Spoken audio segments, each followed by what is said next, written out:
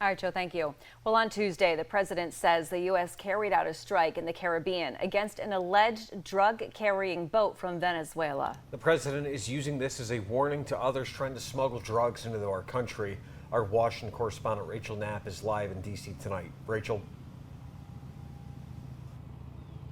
Well, good evening, Nick and Renata. So about a week or so ago, the U.S. deployed warships off the coast of Venezuela to show some force. This is a time also as tensions are escalating between the U.S. and Venezuela. Now, the U.S. Virgin Islands governor is in town, and he tells me that drug trafficking has been a huge problem in the Caribbean, and he says that he is very much looking forward to any extra help to fix this issue. In a social media post by President Donald Trump, it shows a boat traveling at sea and then a flash of light bursts over it. The president says military forces struck the boat and claims it was carrying drugs. Drugs pouring into our country, coming in for a long time, and these came out of Venezuela. The president says the strike resulted in 11 terrorists killed in action. No U.S. forces were harmed in the strike.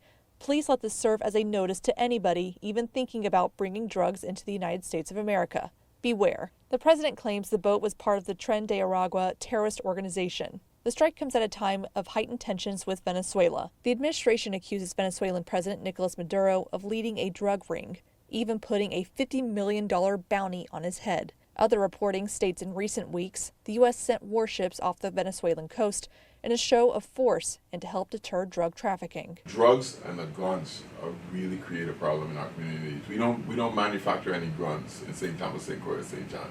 And we don't manufacture any cocaine either, and yet we always seem to be in the midst of it.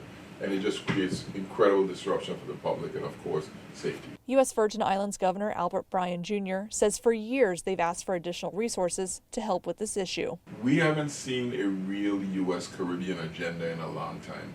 And here you have, while it is South America and Venezuela, you have the Trump administration taking notice of the Caribbean.